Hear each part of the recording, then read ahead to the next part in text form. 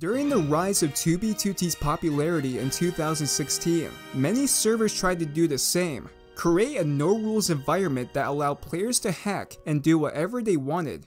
As years passed, many of these servers would come and go, and only a few could stay online to the present. These servers have experienced many group projects, bases, and dupes that have ruined the economy. Which leaves a question: what server is a good alternative to 2B2T? Well, today in this video, I'll be joining these servers to see how difficult it is to escape spawn, in addition to discussing the history to let you decide which server is the best for you.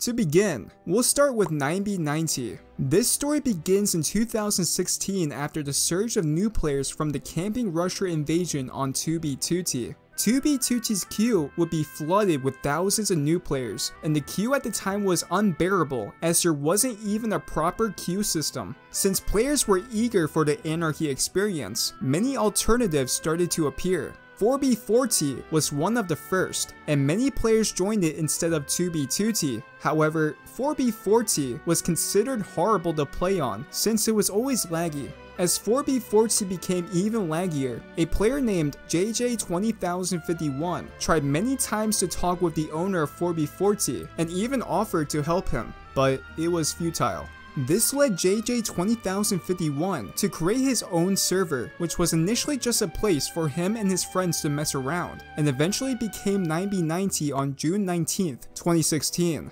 The first group on the server was called the Members of Legion, named after a base on 2B2T called the Legion of Shenandoah. JJ20051 and another player from 2B2T, Bezopazin, were in this group. The server would eventually be open to the public and became popular quickly as it could provide a lag-free experience. Around this time, the first illegal items started appearing on 9B90. When JJ20051 made a spawner at their Legion base, he left one skeleton egg in a chest. Bezopazin would steal it and place it in a chest a couple of hundred blocks away from the Legion base, which eventually got stolen and passed around to multiple players. This egg would then get duped by the players Minecart11 and Zealous. There was an incident where a player named Heat1804 showed his friends duped skeleton eggs, and one of his friends posted a screenshot of it in chat. Not soon after, JJ20051 showed up at the base, killed Heat1804, and took the eggs. This introduced the first illegal patch, which turned eggs into stone.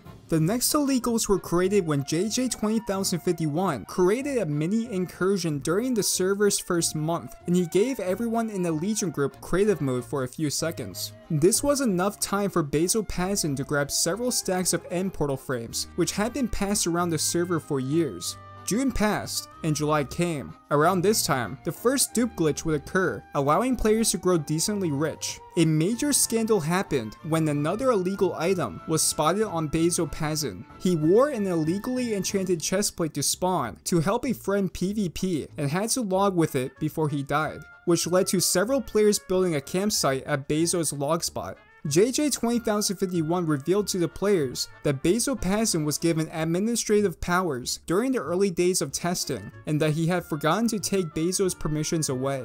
Bezo became the first player to have his player data wiped in the history of 9B90, but Bezo told me it was later restored, and JJ20051 teleported him to the world border where their base was at the time. After that, Bezo left the server for a while. As a few months passed, many groups and bases would rise and fall, and eventually, a second dupe, the 1111 dupe, shook the server between late October and early November. The introduction to Minecraft version 1.11 and shulker boxes with it made the dupe even more overpowered. The server's economy was in shambles. By then, most players had fully stacked armor, and spawn began to be covered in lava casts. The server's community began to change quickly. 2017 started very poorly for the server. February was marked by severe lag and stability issues, and the server was constantly restarting. JJ20051 took down the server to upgrade its hardware, and 9B90's first temp map was put up instead. As 9B90 returned to the main map, the server remained unstable. The restarts were so constant that some players began using them to dupe. The restarts were resolved in May, but the damage had been done. 9b90's average player count had dropped drastically. By November, the player count was record low, and many expected 9b90 to close by the end of the year. Early 2018 saw a significant revival of the server. A small influx of new players, coupled with the return of many old players, brought the average back up to around 30 players. Revival aside, 2018 was the year of illegals. During the 2018 April Fool's event, players began dropping player heads when killed. Bezopazin, among the old players who had returned, was given a sharpness 9999 sword by JJ20051 and was instructed to kill on sight all players who dared come to spawn. However, Bezo went AFK while at spawn, which allowed a player named 99Y to end crystal him and steal the sword. 99Y would brag about it in chat, hid the sword in his ender chest, and began flying under the nether, proclaiming to all that he had it in his inventory, and intentionally fell in the void and died. Bezo and JJ20051 believed he had lost the sword when it was in fact safe in his ender chest. Early 2019 was very similar to 2018, but this changed by YouTube's algorithm, which began recommending YouTuber FitMC's videos about 2b2t to the masses. Over months, 9b90's average player count skyrocketed from a few players to over 200. The influx of new players only toned down in 2021. Since then, the player count has dropped to an average of 30 to 150, depending on the day. There are very few illegal items nowadays, as your presence is swiftly converted whenever you load a chunk they're in. According to JJ20051, work is underway to update the server to Minecraft version 1.16. When I attempted to escape spawn on each server, I was joined by Jack the Ripper, an old 2b2t player. Jack the Ripper and I found 9b90 the hardest to escape spawn out of all the servers in this video. We spawned on the obsidian ceiling, and it took around 16 minutes before we met each other on the server. After some traversing, we eventually found a diagonal highway. We almost died from withers, but we were able to dodge and find a nether portal. We found some broken nether portals along the nether highway and went back into the overworld. We were greeted with a blown up farm and stumbled upon player heads. After walking a few hundred blocks, we finally found wood and iron blocks. However, I ran out of hunger bars and died. I would say 9b90 is a pretty good server if you want a challenging anarchy experience. The server is still very active, and there is an active player base with a fascinating server history. The following server Jack and I visited was 5b5t.org. This server has been up since July 12, 2020, and in that time, over 136,000 unique players have joined and generated 2.2 terabytes of world size.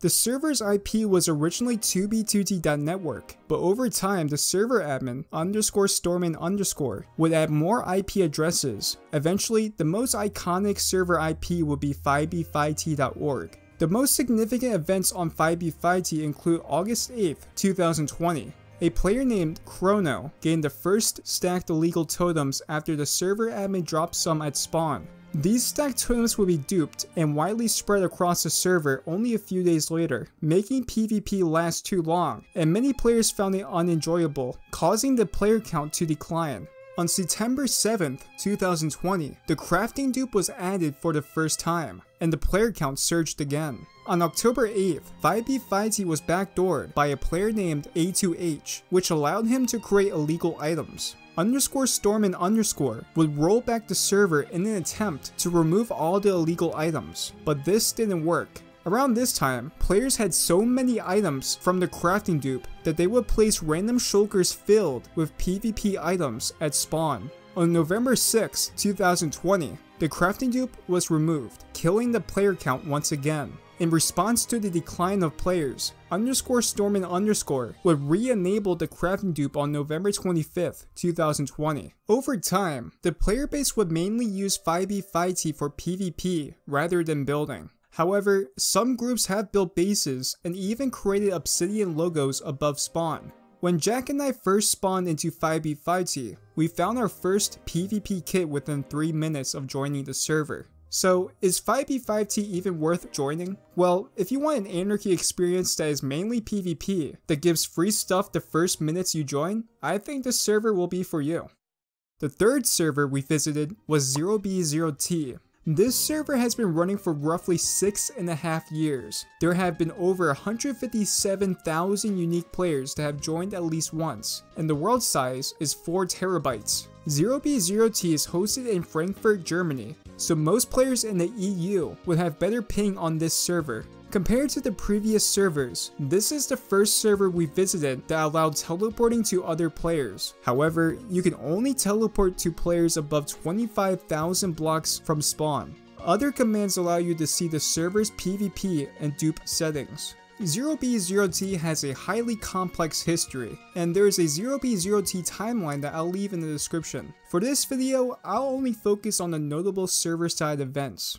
Throughout the years, there have been many eras. The server was initially started by a player named 8UT. During the 8UT period, which lasted from July 16th, 2016 to August 2016, the server averaged around 30 players, and the world size was only 20 gigabytes. Players would start building bases, and the nether highways reached 80,000 blocks from spawn. After 2 months, the server was shut down. A player named Lee_ saw that the server was down and bought 0b0t.us with the help of the owner of 4b4t.us.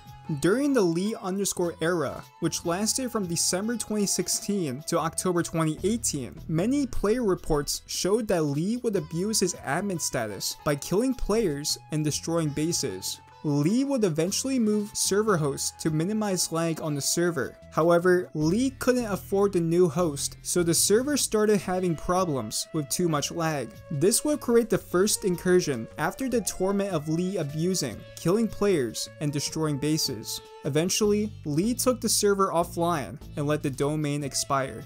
From March 2019 to March 2021, the A server owner for fun era would occur. A player named 0BOP repurchased the domain, obtained the original world files from 8UT, and hosted the server from his home. He then invited the players Crazy Monkey, PR3 Rocks DLC, and Block Parole to help maintain the server. During the beginning of this era, there were many tip maps, bases, and achievements, like the world border being reached, and the nether highways being expanded to 2.5 million blocks from spawn. On July 25th, 2019, a well-known YouTuber, Salcy1, would explore many alternative servers, 0b0t being included. Many new players would join the server, which would cause the server to go offline without any reason. After a week, the server returned online on a temp map.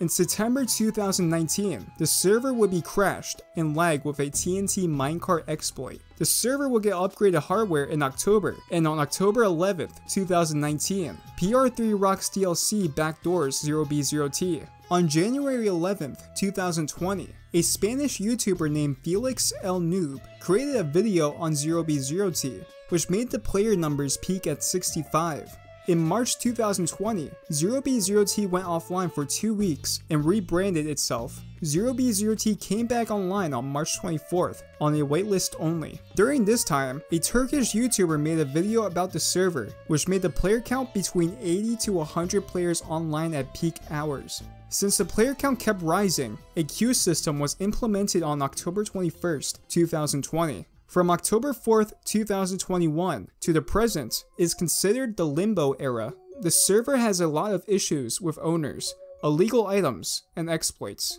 but mainly with new players, and is stuck in a limbo between a small server and being popular. Today, only 0BOP and Cyneo are the owners. However, 0BOP told me he doesn't play Minecraft anymore, and the average player count currently is around 30. So how difficult is it to escape 0b0t spawn? When Jack and I first joined, it took me 3 minutes to find a diagonal highway, and when Jack was heading to my location, he found a shulker filled with armor. After 10 minutes, we went into the nether. We ventured down another diagonal highway for 1,000 blocks, until we found a portal back to the overworld. After some walking, we found a forest.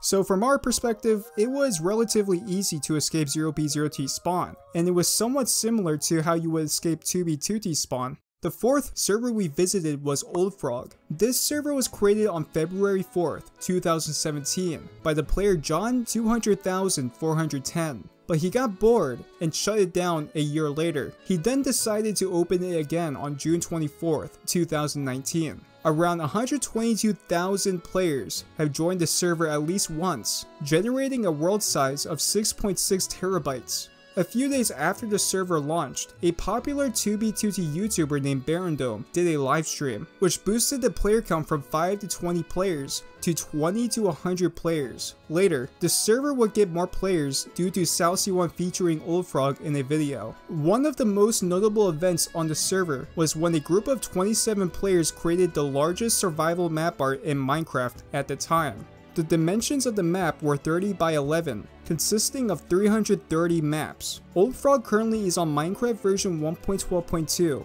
but plans to update whenever 2B2T updates. When Jack the Rippa and I joined the server, spawn looked similar to 2B2T. We met at 00 and the highways were intact. After traveling on the highway, we stumbled upon a monument and a water cube, and were spotted by HR Champion who wanted a book from Jack. After a bit more exploring, we found a few trees and a nether portal nearby, so we called it there. Overall, Old Frog seemed like a very nice server to visit. The next server is 6b60.org. This server is currently the second largest anarchy server in Minecraft. It was started in January of 2022, but merged a month or two after the start with a server called 7b7t.me, making the map over 2 years old. There are currently over 150 players online every day, and during the summer, it averaged around over 250 players online every day. This is mainly due to 6b60 being a cracked server, meaning players can join without a valid Java account. The server allows commands like teleporting and set home. Many players on the server are builders, and players trade a lot with maps and illegals from 7b7t.me. Many players are Spanish speaking. The 6b60 official website and Discord make sure to stay in close communication with the community. They host events, inform players of updates, and give additional information about anarchy-related topics. They have events sometimes like No Anti-Cheat, where all illegals are allowed, to thank everyone for donating. The server has a rank system where you can increase render distance, increase the number of set homes, decrease chat delay, and much more. Because of this rank system, some players think they are greedy and pay to win, but from what the owner told me, all the money goes back into the server. There seems to be a dark side to 6b60. I want to include this drama to ensure viewers know what turmoil is happening behind the scenes. To start, Lee_, the player who bought 0b0t, changed the server's name to 6b6t, 7b7t, and 8b8t. During the 6b60 era, Lee_ ended up selling the name and domain to a player named Bleepo, who ended up selling it to Cubasti, now the current owner of 6b60. The drama started the day Cubasti's 6b60 went online, sometime in January 2022. 7b70, out of nowhere, had its map completely wiped the same day that 6b60 went online. A few months later, the owners, Cubasti and Piston Master, banned the co-owners, the Troll 2001, Normal Cat, and all the other staff except for the players Hop and Young Mariota. They would then add the new admins, mods, and 2 new owners, Nixter17 and Ollie JW. Eventually, Lee_ would find out that Cubasti tried to take down 8b80 by using bots that spammed the chat a few months before this incident. Lee_ would add on, saying that Cubasti and his co-owners were terminated by Discord for impersonating the 8b80 Discord to steal players after a YouTuber made a video on 8b80. They apparently proceeded to report Lee's videos. Past co-owner, the Troll 2001, had his base griefed when one of the owners, Nixter17, teleported players to his base, then had them grief it, and then world edited the base to make it look like it was never there. He would message the owner of 6b60, Cubasti, about this event, and Cubasti already knew. In retaliation, the Troll 2001 searched online leaks with old passwords from other websites to access Nixter17's account. He eventually found a password that Nixter17 reused and managed to log into his admin account and griefed his base. Cubasti told me when he heard about this event, it was already too late to do anything. Cubasti also told me he talked with the Troll 2001 and Normal Cat, and they are now okay with each other. 6B60 is testing and working on new software called Multipaper, which can handle 1,000 bots moving at decent TPS. If they can get this to work on the main server, it would allow not just 6B60, but servers like 2B2T to enable thousands of players. 6B60 plans to update the server to Minecraft version 1.19 this year, with 1,000 player slots, 20 TPS, and 16 render distance. 6B60 also supports Bedrock Edition, and they plan to make the server entirely non-pay-to-win this year. Next up is Constantium. This server is regarded as the most related to 2B2T, as many old players from 2B2T have played on here. It's been up for around 6.5 years, with a world size of 3.6 terabytes, with over 100,000 players visiting the server at least once. Constantium has a very long history, so for this video, I'll be only listing server-wide events. Constantium was started on February 14th, 2016 by a player known as Phantom Captain. Before Constantium, he ran a server with many rules and plugins for 2 years. He became tired of being the only moderator and dealing with players' arguments over plots, building materials, and other issues. So, the plan was to make a new server with as little admin interference as possible. Around this time, the 2B2T Exodus was building up on the server. Old players discovered that the owner of 2B2T, Housemaster, gave certain players special permissions, even access to player files. For most, this was the final straw. Many old players searched for a new Anarchy server to call home. Around April 22nd, 2016, a 2B2T old player named James Russells joined Constantium after discovering it on 4chan. He informed members of his 2B2T group named La Rosa about the server. On April 24th, 2016, the group started building a spawn base called 400 Base as a callback to a base on 2B2T called 700 Base. This base would be one of the first official bases on Constantium. On April 28th, the first lava cast at spawn was created by a player named MRX, and around the same time, the players Spartan 512 and Arvias opened the first end portal and killed the first Ender Dragon. Word started to spread around 2B2T old players about Constantium. This would bring many more 2B2T old players onto the server, and when the middle of May approached, the server was alive and gaining speed. On July 28th, Constantium hits 61 players, the highest seen then. In August, Cartman was the first player to be banned from the server for trying to attack the server's machine. On September 19th, 2016, FitMC, a 2B2T YouTuber, raids the server during his livestream, which maxed out the player cap of 100 players. On November 27th, the server started the update to Minecraft version 1.11. Phantom Captain made the first temp map for players to wait for the update. In January 2017, the Nether highways reached 125,000 blocks from spawn. On February 14th, 2017, Constantium's first birthday was celebrated with riddles and trivia questions created by the Riddler. Phantom Captain enabled players to place a message in the tab and login screens. The riddles contained prizes for those who solved them first. March brought the first donkey dupe, which led to the continual destruction of spawn. On May 13th was the wedding of Mamana to X0XP, one of the largest server events to date, as there were over 30 players in one spot.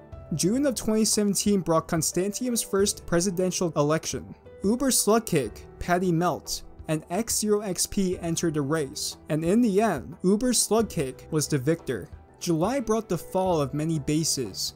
In January 2018, players noticed mysterious obelisks rising around spawn. These were built by a player named Crazy A Killa, with the spires of spawn being the largest of these structures. On May 10th, 2018, FitMC posted a video on his YouTube channel named The Day 2B2T Almost Died, in which he mentioned Constantium and how many old 2B2T players fled 2B2T and came to Constantium. This single video brought many new players to Constantium, nearly doubling the player count. The summer of 2018 brought many unfortunate events to Constantium. The first is the fast travel exploits using boats, following maps resetting due to a group of players. Phantom Captain was making regular backups of the maps, allowing the maps to be restored. During the summer of 2019, Constantium saw an average player count of 100. The server also had other challenges, such as an average TPS of 5, daily bot attacks, lag machines, and deplorable server conditions. Phantom Captain managed to maintain the server, but this became a challenging task. On August 16, 2019, in a Reddit post discussing the server's TPS, Phantom Captain told the laggers to carry on, as he has plans for the server if the lag doesn't stop. Phantom Captain started reducing the speed at which players could travel on entities. On September 11, 2019, Phantom Captain strikes back at botters, lag machines, and players attacking the server by enacting a whitelist. With the whitelist in place, Phantom Captain had a method to permanently ban active players that only lagged and attacked the server. Many players were banned, and one of the more notable ones was Pop Bob. On December 18, 2019, the negative X world border was reached by the group known as the Salt Miners. Spawn's lava wall 3,000 blocks out started being constructed. On February 7th, Phantom Captain announces a temp map to fix lag issues. Constantium would stay on a temp map until April 11th, and on the 21st of April, the plus X world border was reached by the X plus Highwaymen. On June 21st, a well-known base on the server called Cuboid Biome was griefed. This was a vast, community meme built by around 45 players. Phantom Captain visited the base and briefly placed a piece of bedrock in the church, and FitMC visited the world download of the base with Cuboid. On June 24th, the player Dinosaur Wizard started a large-scale lava draining project at Nether Spawn. A few days later, Constantium would begin to develop corrupted chunks around Spawn. Phantom Captain takes the server down and places the server on a temp map. Due to many dupes in 2020, Constantium saw a lot of crystal PvP at Spawn. Unfortunately, that's where the official server history posts end. But present Constantium has had many cool things occur. In 2021, there was animated map art created by Zamfar and Cozy_404, and it's still active to this day. Some anti-cheat settings are forced, mainly due to the players lagging the server over the years. There was recently another Constantium presidential debate, and many players, groups, and bases are active. There is no longer a waitlist, so anyone can join if they have Minecraft Java Edition. I would say if you want a server that has a player base similar to how 2B2T was before 2016, Constantium would be the best choice for you. The 7th server we visited was Simplicity PvP, or in short, SimPvP. This server is almost as old as 2B2T, and has nearly the same amount of server history as 2B2T, yet only a few players know about it. SimPvP is a Minecraft survival server with a small, active, committed community. Most players have been on the server for several years, and a map over 6 years old without any resets with countless active and abandoned bases scattered throughout the map. Much like 2B2T, this server employs many small plugins, such as one that prevents players from killing and griefing at spawn. In addition to that, there is one simple rule: no hacking. But hold on, you may think that since no hacks are allowed, should this even be considered an anarchy server? Well, it is and it isn't. If you give SimPvP a chance, you will find that the server has a similar feeling to 2B2T and other alternatives. 2B2T has many plugins and rules that are more present than on SimPvP. The history of SimPvP is highly complex, and for this video, I'll only talk very briefly about it. If you want a full in-depth history video about SimPvP, Lord Pasta Productions has made a couple of videos of the many eras on the server, which I'll leave in the description. SimPvP was created on April 23, 2011 by the player Ostrich1414. The main theme of the server was to be a PvP server. Players would gear themselves with the resources around spawn, build houses, and then fight each other. It was simply PvP, hence the name, Simplicity PvP.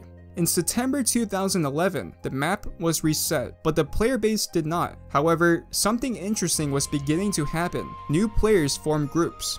This wasn't something that occurred before since the server was mainly a PvP anarchy type server. In late September, one of the groups formed would create a base called Eden, while another group called the Pantry was formed, dedicated to giving supplies to new players. The player base of the server wasn't all that was changing. There were also important technical server changes that occurred during this time. There were two types of players, which was building and exploring, and the PvPers. These types of players didn't get along when it came to the future of the server. This resulted in the Great World Border Dispute of 2011 to 2012. But if you want details on this, watch Lord Pasta's video in the description, pretty much why the server has a /world feature even to this day.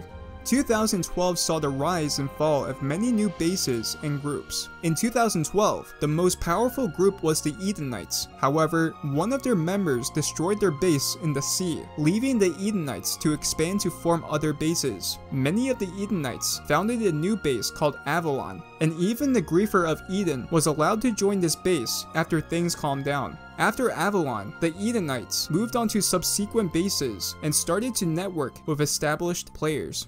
The Edenites were just some of the players on the server during this time. During 2012 to 2014, many groups and players formed, allied with each other, the rise and fall of bases, and much more.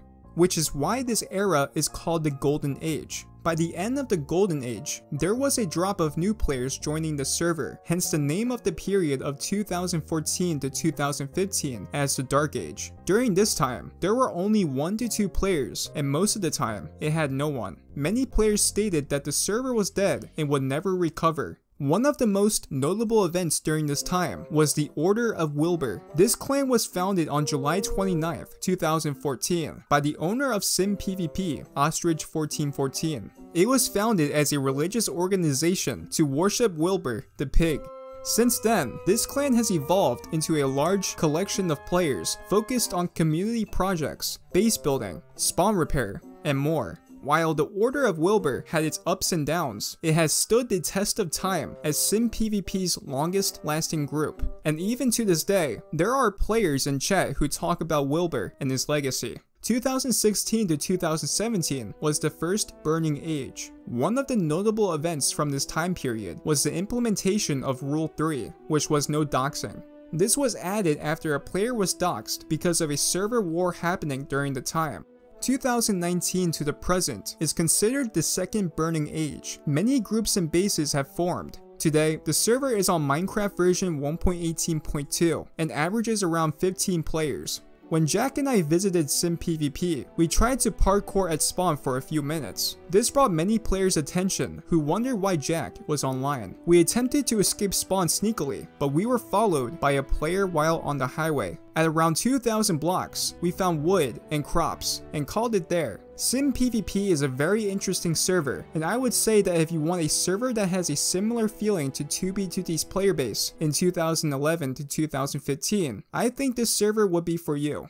The next server is 2B2T AU. This server was created on January 20th, 2021 by a player named Remaining Toast. Some notable events to happen on 2B2T AU was on February 15th, 2021. A player named FaxMachine5781 joined and created the first wave of attention. On May 8th, 2021, FitMC joined and created the first mainstream attention, causing multiple incursions on the server. A Japanese YouTuber also made a video, resulting in a Fit and Japanese incursion. On August 11th, 2021, the players iLogChords and Danimania backdoored the server by hiding a backdoor inside a plugin that fixed resetting maps, and they put it on Spigot. At the same time, they reset maps and got a random player to suggest the plugin fix, which had a GitHub link. The backdoor added illegal items, stashes, and old 2B2T bases, but the illegal items have been reverted.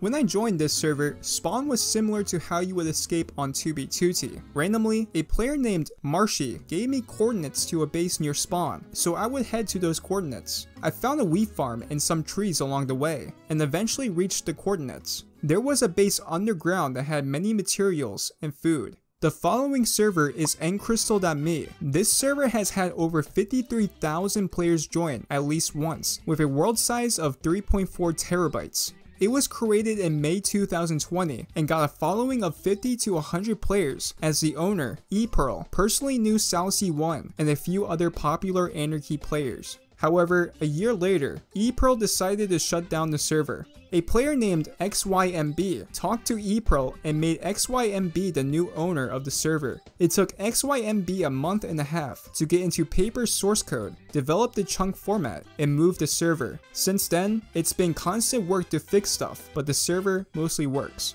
From what XYMB told me, there are no donations, no commands like teleporting and set home, no anti-AFK, and the only ways to travel fast are pearls and bed machines.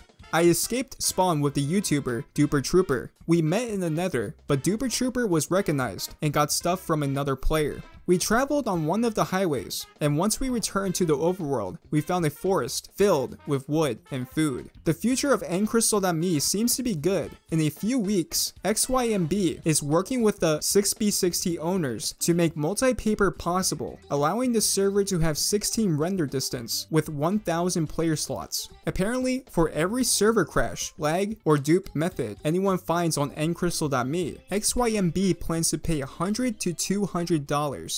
The last server is 8B80.me. 8B80 is hosted in Alberta, Canada. The server's map is over 2.3 terabytes in world size, with over 74,000 players joining at least once. The server is currently on 1.12.2, but anyone can join through Minecraft versions 1.8 to 1.19. The server is also cracked, which means anyone can join without an official Minecraft Java account. And those are all the 2B2T alternatives for this video. The servers I would join are 9B90, Constantium, and SimPvP. I have played on these servers in the past, and the experience is similar to 2B2T. 9B90 has a vast history, and a lot of my friends played on there in the past. Constantium is very similar to pre-2016 2B2T, and had many old players from 2B2T joining it. SimPvP is also a server I play on time to time, with a history and a very nice community. I also can't wait to see what 6B60 and nCrystal.me can do with multi-paper, as that can drastically change Anarchy. But what do you think? What server do you think is the best alternative to 2B2T?